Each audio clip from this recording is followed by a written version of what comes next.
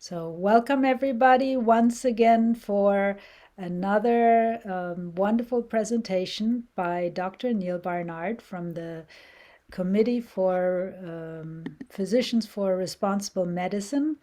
And well, he has his own clinic in, is it Virginia or Washington? Washington, D.C. Washington, D.C., I'm sorry. And we are really glad to have you here this afternoon. And Alex, if you would like to say a few words.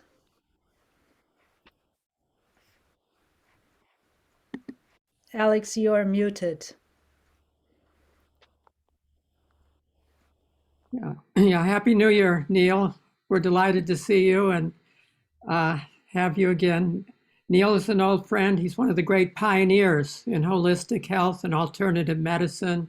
He's inspired thousands of people around the world, and with his organization, Physicians Committee for Responsible Medicine, they're on the forefront of the ethical treatment of human beings, plants, and animals. And so we're delighted to have you this afternoon. O'Neill received the Michokushi Peace Prize several years ago, and he's been involved with our community for many years. And so we're delighted to see you once again. Well, thank you. Thank you so much. Shall I jump in? You may just jump in, and that works just fine for us. Thank you. Great, thank you. I have to apologize up front that I have a little emergency of something that has just come up, or well, maybe slightly more than little. So I'm going to truncate my presentation to about 30 minutes, but I think everything that I know can be easily fit into about 20. And so that would leave us a little extra time. But anyway, what I want to talk about today is something that has really jumped in a big way. When we look at how nutrition has played out in the world of research, heart disease kind of came in first, the Framingham Heart Study, then Dean Ornish's work. Cancer research came in early as well, and researchers started looking at obesity and diabetes. But what has much more recently come onto our radar is how hormones play a big role in so much of our lives, and how foods in turn can affect our hormones. And if that's the case, then we've got power we never anticipated before. So some of this is going to be a little bit of a review for many of you, because I know we have some people on this call who are far more sophisticated than I am. So forgive me for that. But some I think might be a bit new to you. So let me share my screen. Okay.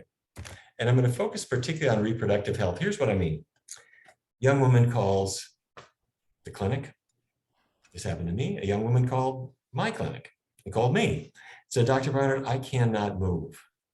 She had menstrual cramps. Now, a lot of women have cramps. Once a month, they don't feel so hot, but for maybe 1 in 10, they are off the scale. This young woman said, I've got a business trip out of town tomorrow. I can't get out of bed. How am I going to get on a plane? And so I said, well, all right. Let me give you some painkillers for the next 2 days so that you can just function. And I suggested then something else. I said, let's see if we can prevent this from happening next month.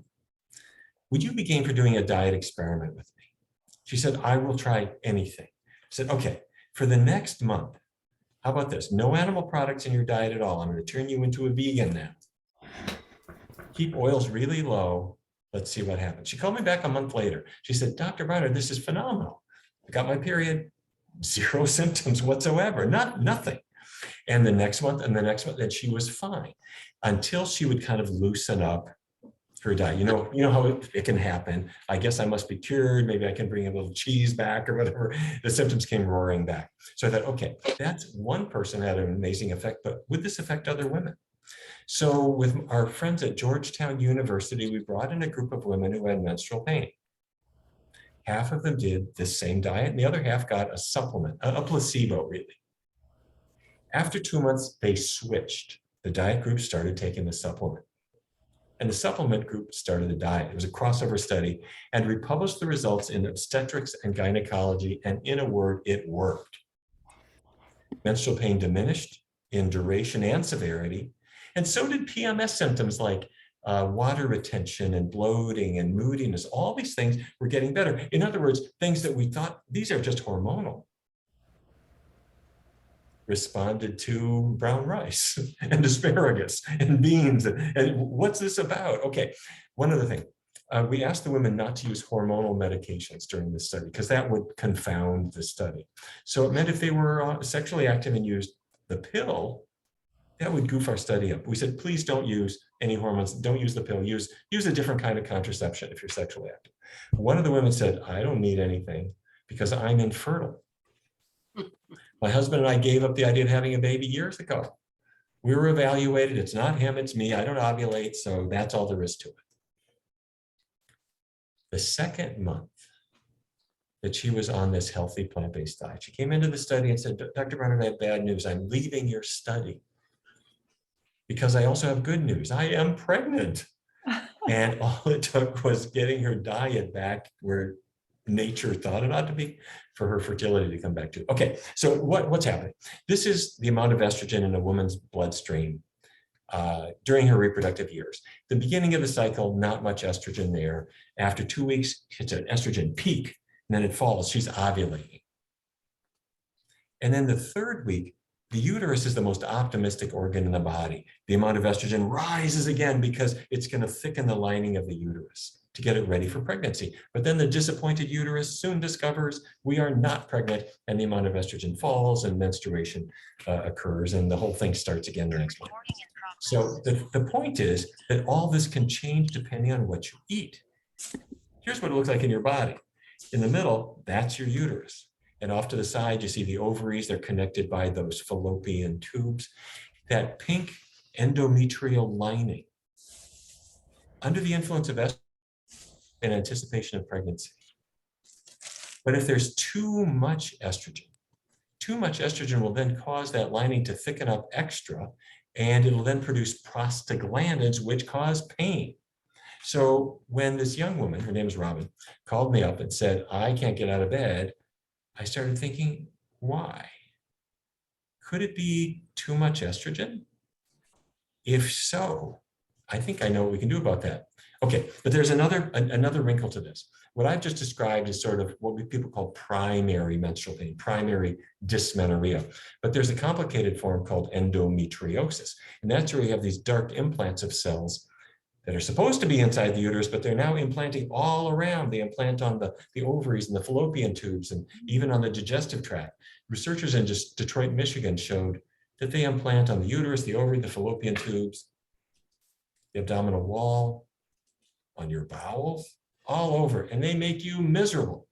And they're a big reason for surgery, which just removes them for the moment, and they come back. Okay. Tufts University, 1994, they started looking at how diet affects estrogen. They weren't thinking about endometriosis or cramps. They were thinking about breast cancer. They brought in young women. They asked them to try different diets. Stay here, come onto the metabolic ward, and we're going to feed you more fat or less fat, more fiber, less fiber. We're going to try all different diets. We're going to see what we can learn. And what they learned was this. If you do nothing other than reduce fat, estrogen levels fall. If you do nothing other than increase fiber, estrogen levels fall. Well, what if you reduce fat and increase fiber? In fact, what if you throw all the animal fat out altogether?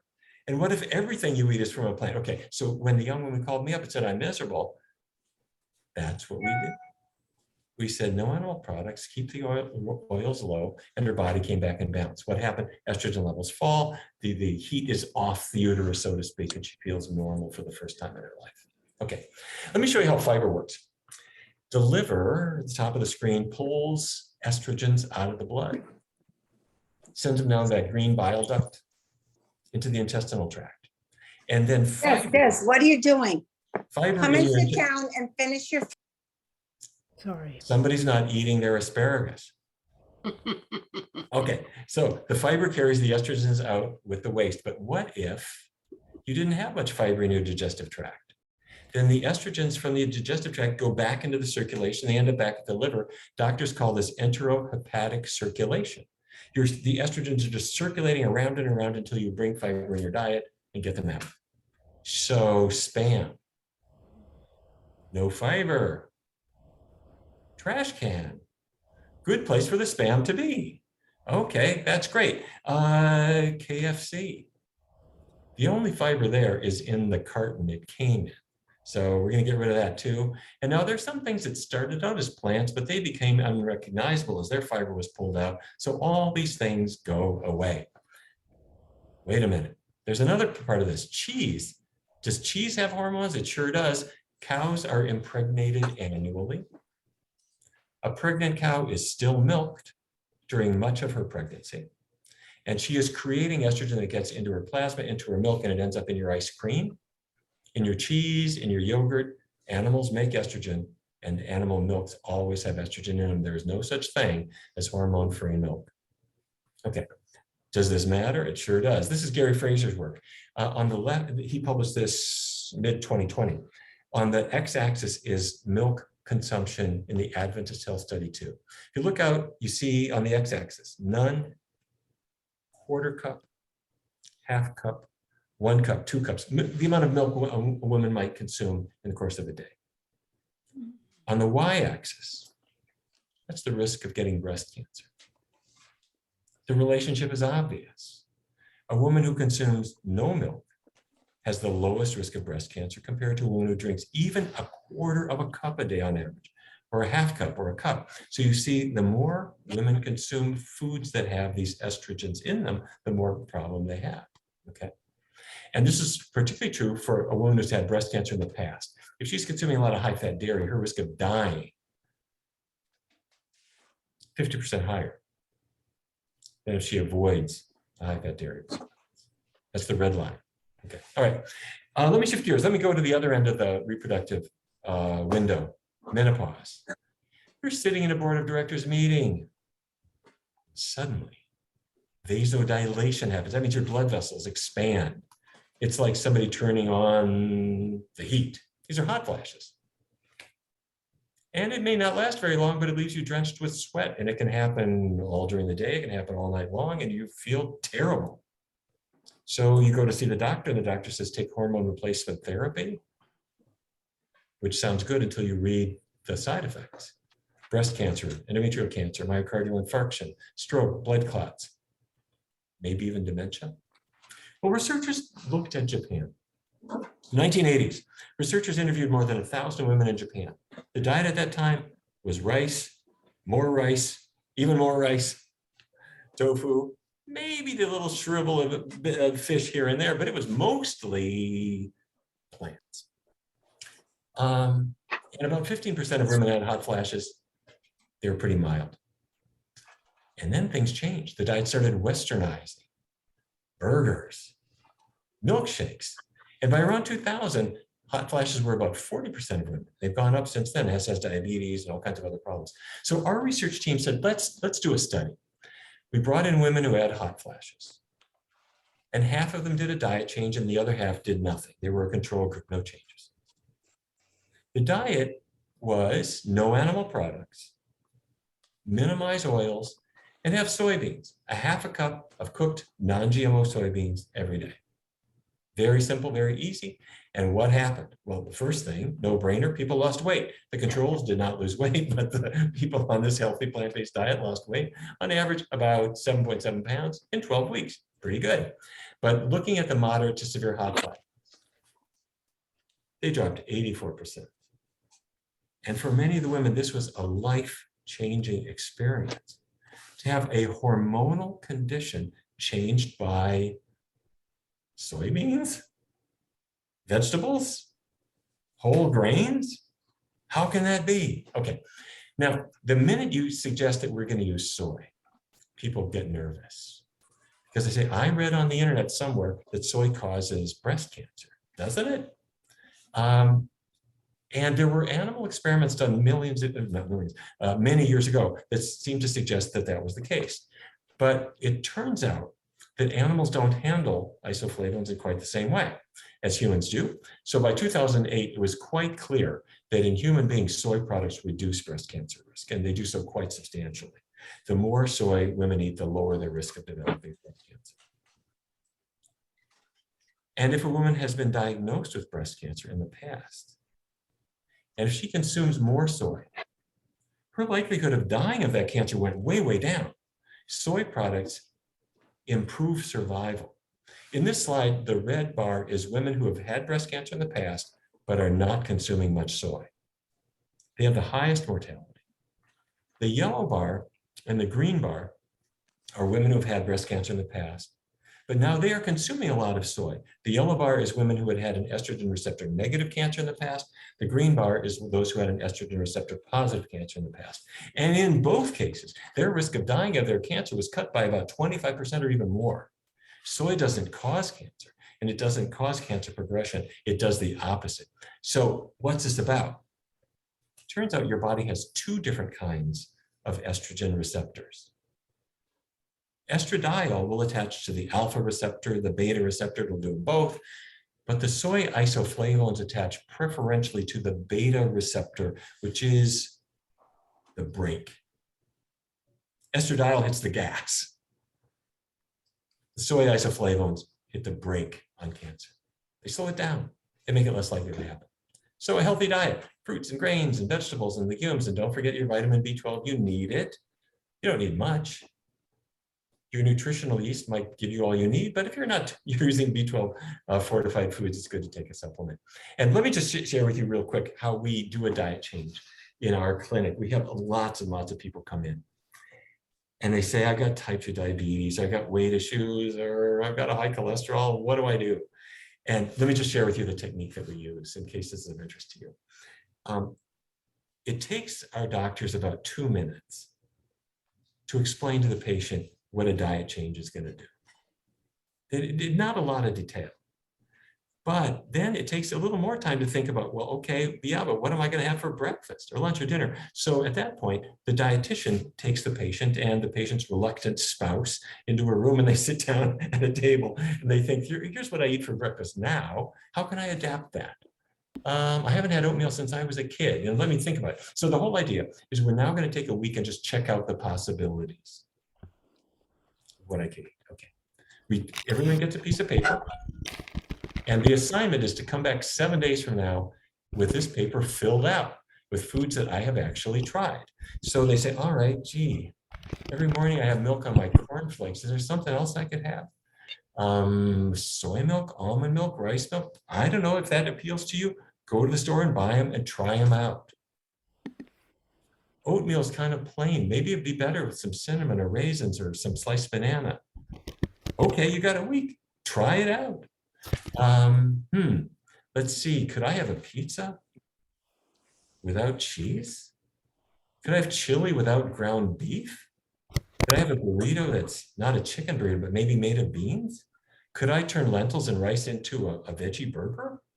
I don't know. You got a week. Try it out. See what happens. So what we're doing is we're encouraging patients to try different foods over the next 7 days and write down the ones they like. And this is true for restaurants they might go to as well. Your favorite Latin American restaurant, do they have beans and rice or veggie tacos you want to try? You got a week. Let's see what happens. And they go to the sushi bar and they discover, I guess there's a cucumber roll or an asparagus roll or a sweet potato roll. And some of them go to fast food.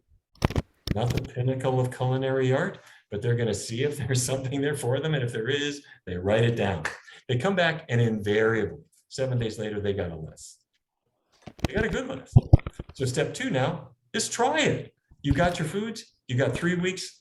Let's see what happens. No commitment beyond 3 weeks. But what has always happened is in those 21 days, 2 things happen. Physically, people are changing. They feel better. They've lost weight. Their cholesterol came down.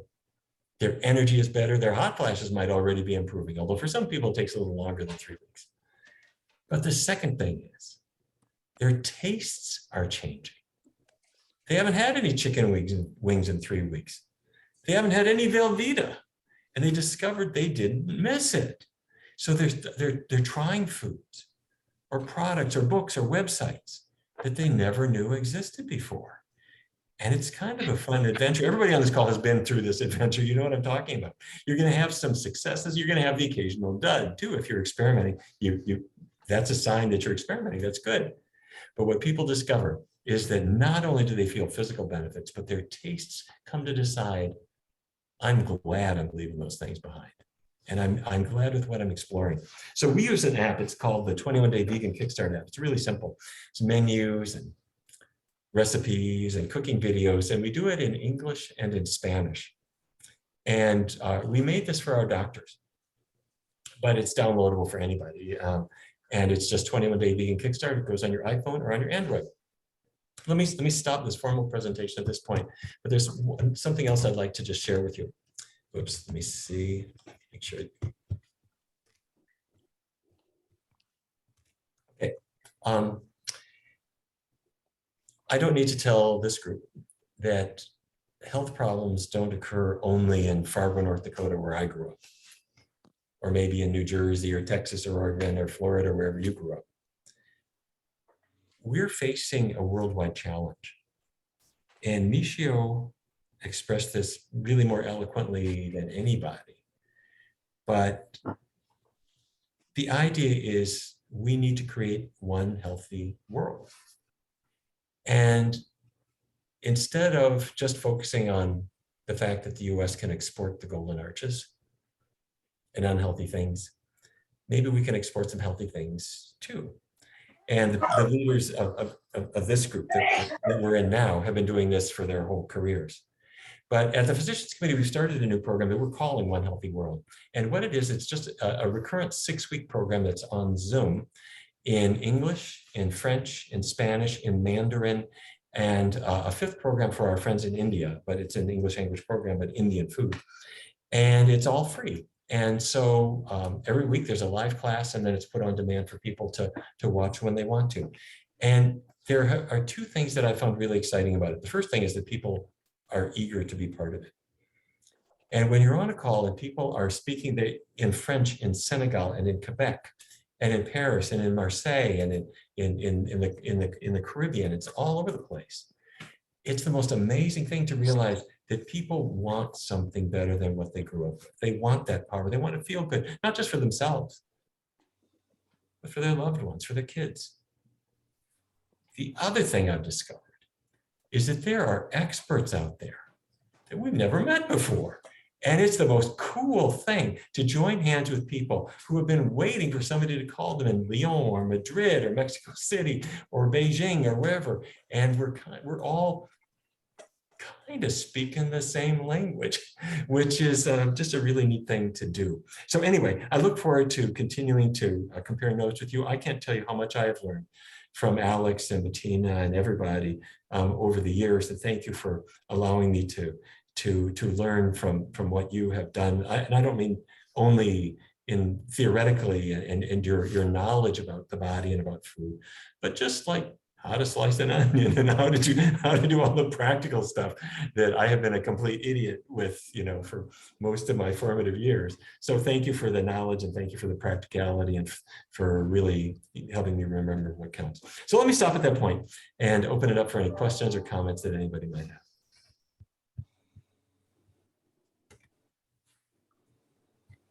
So please unmute yourself and ask questions. Oh, hello, Dr. Neal, it's Michael here. I'd just like to know what were some of the results from people who took the very loose diet, perhaps no cheese in their burrito and the vegetarian Subway. How did they figure after 3 weeks? I should maybe it's a great question. I should clarify that the whole idea of that first week was to say to them, look at what they're eating. If they're going to a Subway or they're going to a Taco Bell, to look for what the items would be there that they could choose. But the whole idea is that they had to be vegan items and they had to be low fat there. And if there wasn't anything, then they wouldn't have it. So when they got to their 3-week test drive, during those 3 weeks, everything was to be plant-based and to be low in fat. Wherever they might have had it. But implicit in your question is, if a person does this halfway, how do they do? The answer is they don't really do so hot. It's like a person who knows they'd like to quit smoking, but they're going just down to maybe a quarter of a pack a day. Yes. They're still coughing. So I'm saying to them, let's get the rest of it out. And then they find that the power comes in. Yes. Yeah. Thank you very much. Thank you. Hi, Neal. This is Brian. I know the focus was on women's topics, does any of this transfer over to testosterone or men's issues? It sure does in a variety of ways. First of all, with prostate cancer, the very same things apply. Dairy is a huge driver of prostate cancer. This is not theoretical.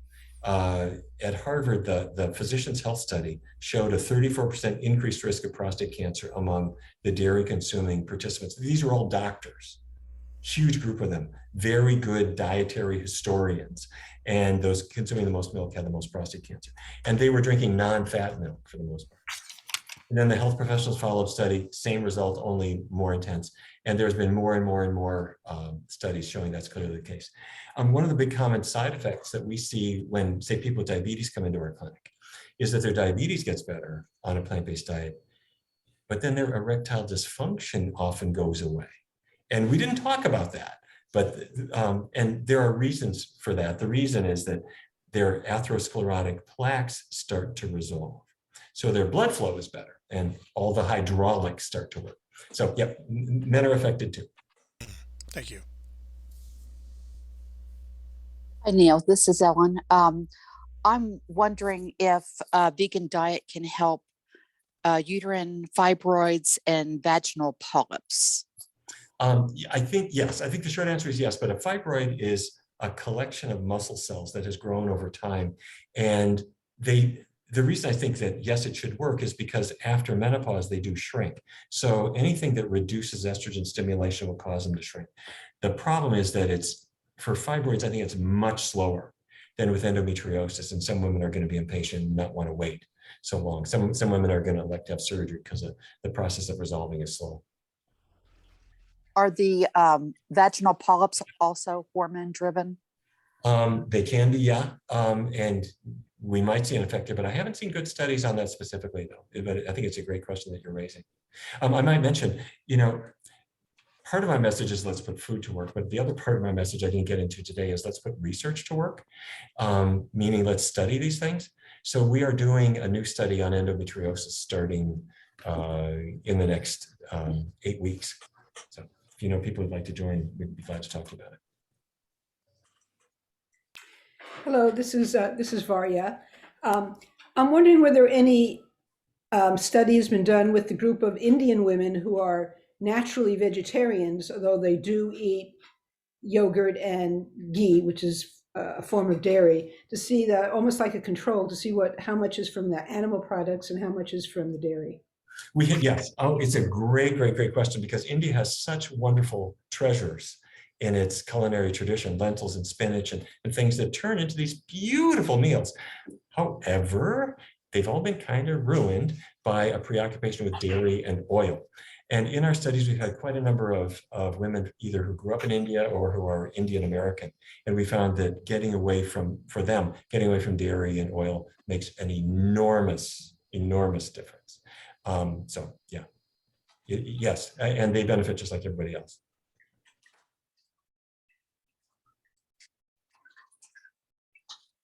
Doctor, do you see people, this is Susan, do you see people on Zoom? We do. Our medical center is called Barnard Medical Center. We have doctors and dietitians and a nurse practitioner, and we do telehealth. We have to be licensed in the state where the patient is. And so our different practitioners are licensed in different states. But yeah, give us a call or go online, Barnard Medical Center, and you'll see we'd love to help people out. Thank you. Sure. Neal, I've got a slight off left field question, which is bottled water versus tap water. Is there a lot more hormones in tap water? And is that a problem? In theory, well, it's a very sophisticated question. Depending on where your tap water comes from and how well it's filtered, hormones end up in it, and they actually, many of the hormones come from the fact that they are used as human medications. And so they end up in the water and they're not filtered out. So for that reason, among many others, I encourage people to have bottled water or else get a filter. Thank you. All right. Forgive me, I've got an emergency that I have to run off and take care of. But once again, thank you so much for allowing me to share this time with you. Thank you so much for all of your wisdom. Thank you very much for your talk. Thank you. All right. Wonderful speaking with you again. Thank you so much. Thank you. Neal, take care. Thank you. All right, so we have a little bit of time. I mean, we can use this time to, you know, have more of a discussion on these kind of things that were just discussed or something else. Because, yeah, that was, you know, as he said, this just came up. I mean, this wasn't planned. He was planning to be here for the hour and a half, but so now we have some free time and we can discuss what has been discussed, what he has, you know, brought to the forefront. We can discuss something else. So, you know, Well, anybody? Bettina, I unfortunately was not able to attend the dinner time discussion. And I feel that I missed a lot based on what you said, and that you had this full conversation for an hour and a half. Maybe you could go over, for those of us who didn't attend, some of the salient points, and then we could continue that kind of discussion. Well, you know, I think, I mean, it was a lot of going this way and that way. So I don't know that we were particularly having any presentation. I mean, we were discussing, of course, because Donna is working in the hospital. You know, I know some doctors, and so we were discussing things about COVID partly. So Donna, I mean, why don't you share once again what is happening in your hospital? Then I can share also what is happening with the doctors in Germany, because I know two doctors in Germany, and then somebody here in the hospital. She's not a doctor, but you know, just to get a little bit of a different, you know, different perspectives, because they are different, obviously, in different parts of the areas that we're in and whatever. So Donna, why don't you go ahead and That would be great. Bettina, you're on record yet. You're on record. thank you.